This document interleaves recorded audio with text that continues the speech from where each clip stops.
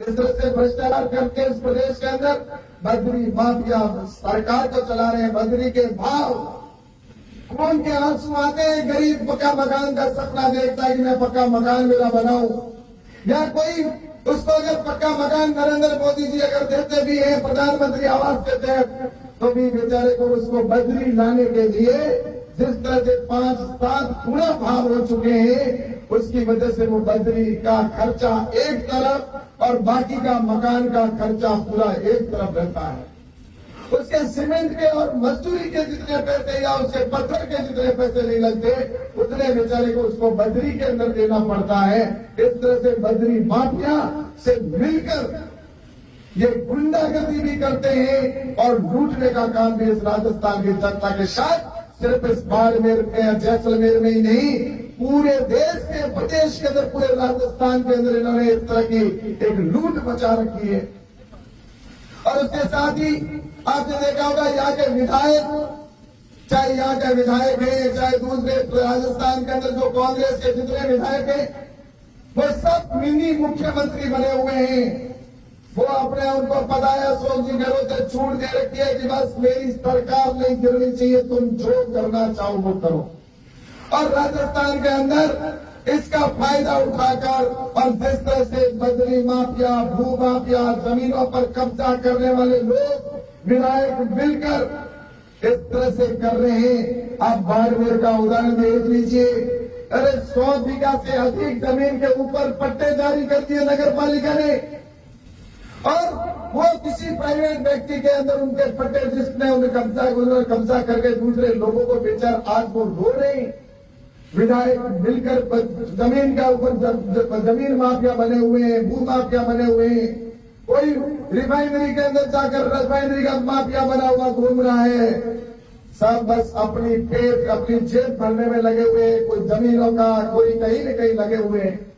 इस तरह से राजस्थान के अंदर, पूरे देश के अंदर, राजस्थान के अंदर जो हालात बनाए हैं, आज किसानों के साथ में इन्होंने ठगी की। कहा था किसानों का हम संपूर्ण कर्जा माफ करेंगे, लेकिन उन्होंने संपूर्ण कर्जा किसानों का माफ नहीं किया और उल्टा किसानों की जमीन को कुड़ित करने का काम किया। इस प्रदेश के अंदर लगभग 16,000 ऐसे किसान थे जिनकी जमीन को उन्होंने कुड़ित करने का काम किया, क्योंकि उन्होंने कर्जा लिया था। और कर्जा लिया था तब उनको लगा था कि वोट दे देंगे और सरकार बनी तो उनको कहा कि तुम्हें पैसा जमा कराने की जरूरत नहीं है, ये कर्जा आपका माफ हो जाएगा। और बेचारा वो बैठा रहा और उस जमीन की उसको कुड़ित करने का काम किया। इन लोगों ने कहा था कि हम बिजली के भाव नहीं बनाएंगे, लेकिन जो राजस्थान की उस समय की वसुंधरा राजे जी की सरकार तो सब्सिडी उसके अंदर दे रही थी, वो भी बंद करने का काम उन्होंने किया और उल्टा सरचार्ज लगाने का काम किया। आज लाइट के अंदर भी सबसे ज्यादा महंगी अगर कोई लाइट है तो इस राजस्थान की, हिंदुस्तान में सबसे महंगी लाइट या सबसे महंगा डीजल इस राजस्थान के अंदर।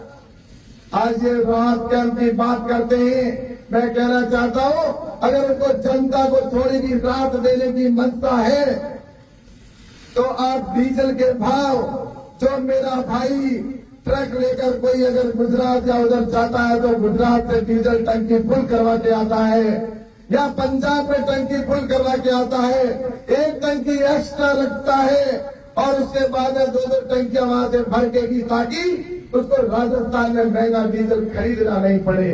और इसलिए वो बाहर से डीजल भरवा के आता है और फिर वापस दूसरे राज्य में जाकर भरवाता है, क्योंकि दूसरे राज्य जो पड़ोस के राज्य हैं उनमें उनसे 10 रुपए या 9 रुपए अधिक वहां पर यहाँ पर देने पड़ते हैं। इस तरह से राजस्थान के अंदर डीजल महंगा, बिजली महंगी। और सबसे बड़ा काम, अगर राजस्थान की बात करते हैं तो पानी की योजना नरेंद्र मोदी जी ने बनाई।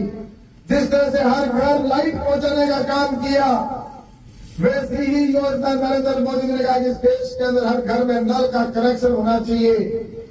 और नरेंद्र मोदी जी ने राजस्थान को 34,000 करोड़ रुपए देने का काम किया, लेकिन इस अशोक गहलोत की सरकार ने वो 34,000 करोड़ में से सिर्फ 7,000 करोड़ रुपए खर्च किए बाकी के काम को इतना धीरे किया और इतना भ्रष्टाचार किया, उसमें से पैसे खाने की जो एक चेन बनी, जिसमें आज 15 से जो है लगभग 15,000 करोड़ का घोटाला है, वो भी आने वाले समय में आपको देखने को मिलेगा।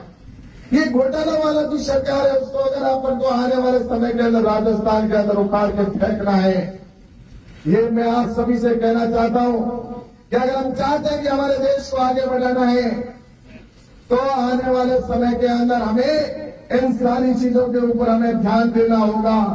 और दूसरा मैं आपसे ये भी कहूं कि ये सरकार है जिसने ओबीसी के साथ भी धोखा किया, SC ST के साथ भी धोखा किया, आम जन के साथ में धोखा करने वाली ये राजस्थान की सरकार है। ओबीसी के आरक्षण पर बातें की थी बड़ी, लेकिन वो आज दिन तक उन्होंने पूरी नहीं की। और वहीं पर ये सरकार जिस तरह से राजधानियों पर चलती रही और अशोक गहलोत और सचिन पायलट की लड़ाई के अंदर इस राजस्थान के अंदर जिस तरह के हालात बने, जनता को भगवान के भरोसे पर छोड़ दिया और जनता त्राई कर रही है। पानी की समस्या, लाइट की समस्या, कब लाइट चली जाए, कब आए, कोई गारंटी नहीं। लाइट आती नहीं, पानी आता नहीं, और बातें करते कि हम ये कैंप रात दे देंगे।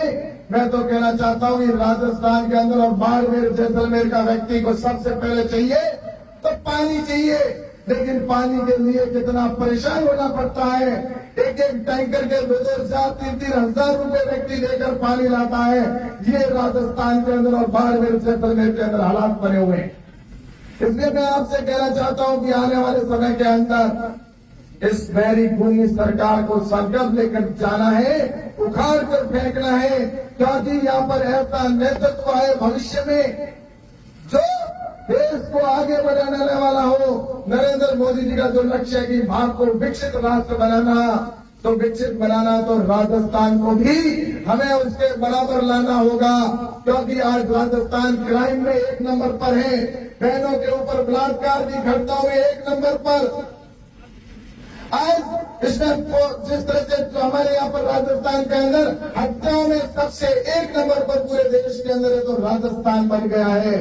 और दंगों वाला प्रदेश बना दिया इस मेरे राजस्थान को।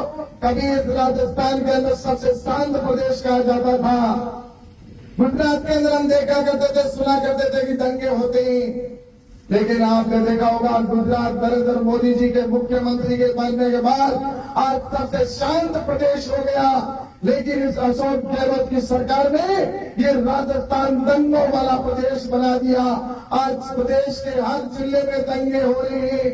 आज प्रदेश के अंदर हर जगह आज सुबह शाम जिस तरह से एक आदमी डर और भय के अंदर जीवन यापन कर रहा है, कन्हैयालाल जैसे व्यक्ति की दिन दहाड़े हत्या हो जाती है और दंगा करने वाले लोग खुले आम बाजार में घूमते हैं, और जो पीड़ित व्यक्ति है उसको पीड़ित व्यक्ति होता है उसको जेल में ठूस दिया जाता है। ऐसा मेरे राजस्थान को उन्होंने दंगे वाला प्रदेश तुष्टीकरण की नीति के तहत मैं कहना चाहता हूं कि इस तरह से आप तुष्टीकरण की नीति मत करिए कि आने वाले समय में जनता आपको इस तरह से धोएगी कि भविष्य में आपके सपने देखना भी भूल जाओगे कि यहाँ पर कभी कांग्रेस की सरकार बनी थी। क्योंकि इस जनता ने आपके इन 5 सालों को बहुत झेला है। इसलिए मैं आपसे कहना चाहता हूँ एक सुशासन वाली सरकार बनी, इस देश के प्रदेश के अंदर एक राष्ट्रवादी विचारधारा की सरकार बनी।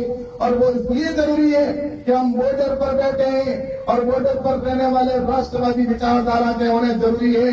इसलिए राजस्थान जो है पाकिस्तान के बॉर्डर पर है, इस प्रदेश में एक ऐसी राष्ट्रवादी विचारधारा की सरकार बनानी है जो हमारे देश के प्रधानमंत्री नरेंद्र मोदी जी चाहते हैं। और नरेंद्र मोदी जी ने तो आपने देखा होगा आज भारत का सम्मान पूरे विश्व में होने लगा है। जहां राजस्थान को गर्त में डालने का काम अशोक गहलोत ने किया, तो हमारे देश के प्रधानमंत्री ने भारत का सम्मान पूरे विश्व में करने का काम किया।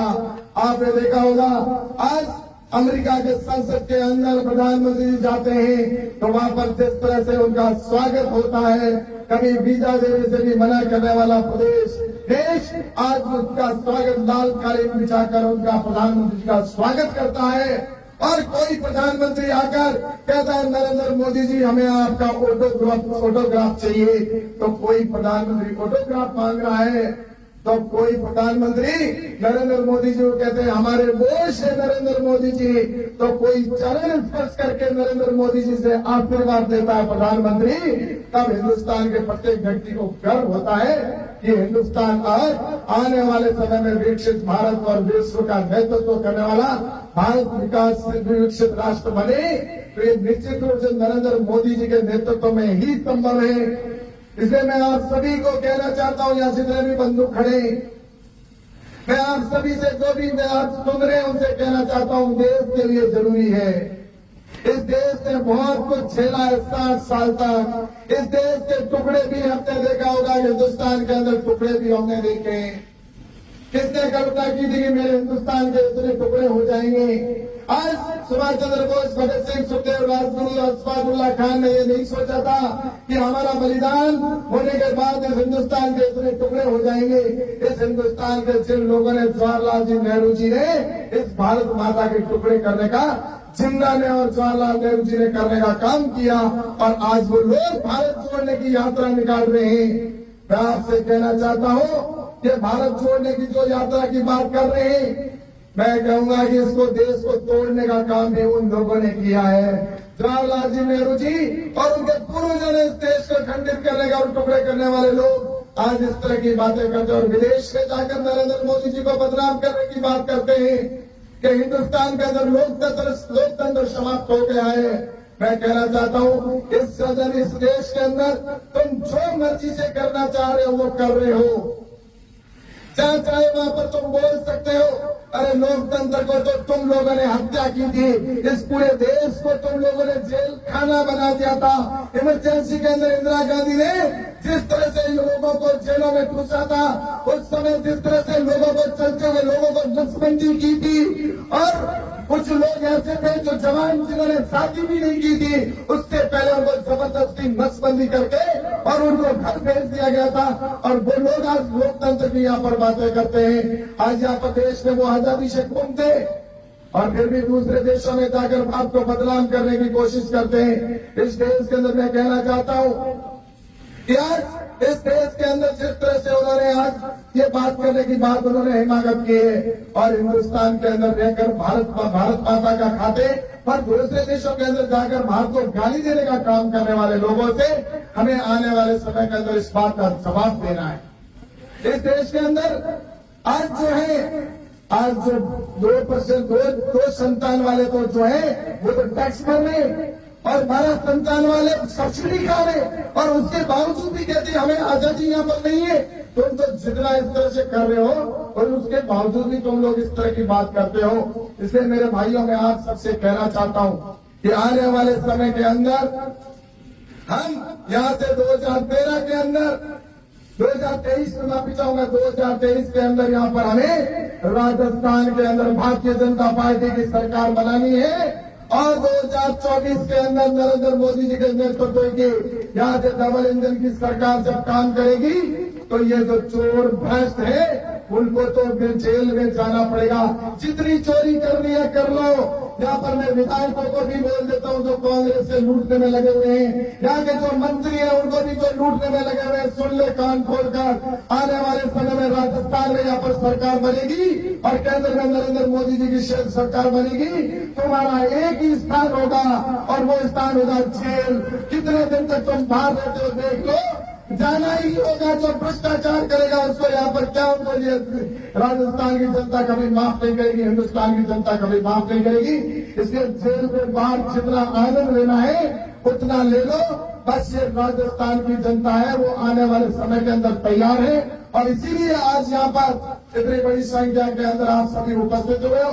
तो मैं आप सबसे कहना चाहूंगा कि आप जाकर ऐसा संकल्प लेकर यहाँ से जाएं कि यहाँ पर आने वाले समय में डबल इंजन की सरकार बने, दोनों जगह हमारी सरकार बने, और इस कुशासन को हम यहाँ पर राजस्थान में समाप्त करें, और नरेंद्र मोदी जी के विकास और जो सेवा और सुशासन है, भारत का सम्मान पूरे विश्व में हुआ है, उसको और आगे बढ़ाने का हम सब मिलकर काम करेंगे। मेरी बात कहकर मैं मेरी बात को समाप्त करता हूँ। बहुत बहुत धन्यवाद। जय हिंद, जय भारत।